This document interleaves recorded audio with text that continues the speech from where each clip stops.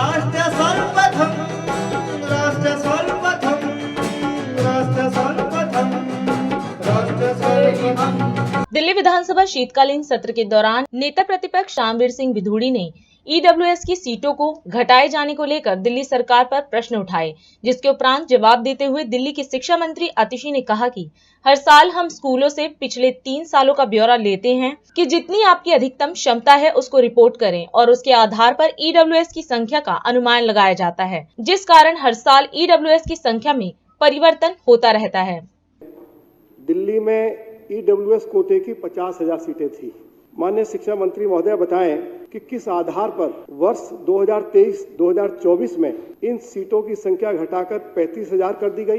2023-24 के दौरान कुल 35,000 सीटों में से अब तक 6500 सीटें खाली क्यों हैं, जबकि आवेदन 2,09,000 आए। मेरी सेकंड सप्लीमेंट्री है, हाल ही में हाई कोर्ट ने ईडब्ल्यूएस वर्ग के लिए न्यूनतम आय 1 लाख से बढ़ाकर 5 लाख रुपए वार्षिक कर दी है। अगले वर्ष आवेदकों की संख्या और भी ज्यादा होगी। सरकार उसके लिए क्या इंतजाम कर रही है? माननीय शिक्षा मंत्री महोदया से इसका प्रश्न का जवाब चाहता हूँ। जो ईडब्ल्यूएस की सीटें होती हैं वो बेसिकली हर साल में स्कूल्स अपनी ईडब्ल्यूएस की स्ट्रेंथ बढ़ाते हैं डिपेंडिंग अपॉन उनकी पिछले 3 सालों में कितनी मैक्सिमम एडमिशंस जनरल और ईडब्ल्यूएस दोनों मिलाकर हुई हैं। तो इसलिए पहले ऐसा कुछ पहले, और मैं आपको इसकी डिटेल्स प्रोवाइड कर दूंगी, ऐसा पाया गया था कि कई स्कूल्स जनरल एडमिशन्स नहीं कर रहे थे, सिर्फ ईडब्ल्यूएस एडमिशन्स के आधार पर अपने स्कूल को चलाने की कोशिश कर रहे थे रीइंबर्समेंट्स लेके, और वहाँ पे कोई भी फैसिलिटीज़ नहीं प्रोवाइड की जा रही थी। तो स्कूल्स को बहुत हमने क्लैंप डाउन किया कि आपको प्रॉपर फैसिलिटीज़ देनी है, और जितनी वो एक्चुअली एडमिशन्स करते हैं टोटल, जो मिस रिपोर्टिंग चल रही थी उसको हमने उस पर क्लैंप डाउन करके हर साल हम उनसे ब्यौरा लेते हैं कि जो आपकी मैक्सिमम स्ट्रेंथ रही है उनको आपको रिपोर्ट करना है पिछले 3 सालों की। उसके आधार पर ईडब्ल्यूएस की संख्या को कैलकुलेट किया जाता है। यही कारण है कि हर साल ईडब्ल्यूएस की जो संख्या है वो थोड़ी चेंज होती है, कभी बढ़ती भी है और कभी घटती भी है। दूसरा आपका ये सवाल था कि इतनी एप्लीकेशंस के बाद भी सीटें खाली क्यों हैं। सीटें कई बार इसलिए खाली रह जाती हैं क्योंकि हालांकि एप्लीकेशंस बहुत आती हैं, कुछ स्कूलों के लिए बहुत ज़्यादा एप्लीकेशंस आ जाती हैं, और कई ऐसे प्राइवेट स्कूल हैं जहां पर बच्चे एडमिशन नहीं लेना चाहते। उनको उन स्कूलों में एडमिशन मिलने के बावजूद कई बार ऐसा होता है, हमने देखा है कि पेरेंट्स प्रिफर करते हैं कि बच्चों को एक्चुअली सरकारी स्कूल में भेज दें, बिकॉज उनको वो सरकारी स्कूलों को कई लोअर एंड प्राइवेट स्कूलों से बेहतर समझते हैं।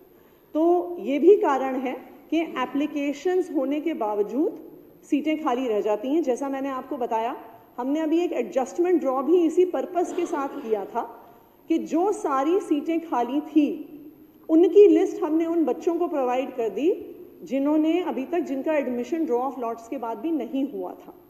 लेकिन उस एडजस्टमेंट ड्रॉ में भी बहुत सारे बच्चों ने उन स्कूलों को चूज नहीं किया।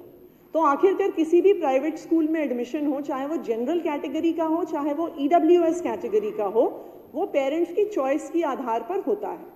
अगर कुछ स्कूल ऐसे हैं जहां पे पेरेंट्स अपने बच्चों को नहीं भेजना चाहते हैं, इस कारणवश वो सीटें खाली रह जाती। और तीसरा आपका जो सवाल है ईडब्ल्यूएस कैटेगरी का कोर्ट का ऑर्डर है, उसको हम एग्जामिन कर रहे हैं। माननीय मंत्री महोदय से पूछना चाहता हूँ, ये संख्या 50,000 से घटकर जो 35,000 हो गई है, ये संख्या बढ़कर 50,000 हो, उसके लिए सरकार क्या इंतजाम कर रही है, मैं ये आपसे जानकारी चाहता हूँ। देखिए, ईडब्ल्यूएस की संख्या घटाना बढ़ाना वो तो प्राइवेट स्कूलों में कितनी सीटें हैं उसके आधार पर निर्भर करता है, वो सरकार के हाथ में नहीं है। सरकार तो ये कर सकती है कि वो गवर्नमेंट स्कूल में ज़्यादा से ज़्यादा सीटें बढ़ा सकती है और गवर्नमेंट स्कूल में कमरे, टीचर्स, फैसिलिटी प्रोवाइड कर सकती है, ये सरकार कर सकती है।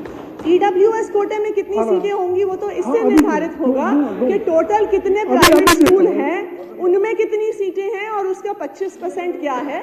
उसमें सरकार की कोई भी भागीदारी नहीं है। सरकार की सिर्फ एक भागीदारी है जो अरविंद केजरीवाल जी के नेतृत्व में पिछले 8 सालों में हुई है। पहले ईडब्ल्यूएस कोटे के नाम पे जितनी धांधली चलती थी और एक आम आदमी को, एक लेबरर को, एक गरीब व्यक्ति को एक स्कूल में सिर्फ फॉर्म लेने के लिए इतने धक्के खाने पड़ते थे। वो स्कूल में जाते थे, प्राइवेट स्कूल वाले उन्हें घुसने नहीं देते थे, वो दिनों दिन की दहाड़ी छोड़ के जाते थे। आज जो ऑनलाइन एडमिशन होता है उसके माध्यम से कोई भी व्यक्ति अपने घर में बैठ के अपने फोन से, साइबर कैफे से, कहीं पर भी जाए बिना अपने बच्चों के लिए एडमिशन फॉर्म का एप्लीकेशन दे सकता है। जो ऑनलाइन ड्रॉ ऑफ लॉट्स होता है वो पूरे एक रिपोर्टर्स के समूह के सामने होता है। वहां पर शुरू में कुछ सालों में शिक्षा मंत्री ने खुद, उसके बाद डायरेक्टर एजुकेशन वहां पे ऑनलाइन बटन दबाते हैं और सब लोगों के सामने एडमिशन की लिस्ट बनती है। इससे ट्रांसपेरेंट प्रक्रिया EWS एडमिशन्स की मैं दावे के साथ कह सकती हूँ पूरे देश में कहीं नहीं होगी जो ऑनलाइन प्रक्रिया दिल्ली में फॉलो हो रही है। राष्ट्र सर्वप्रथम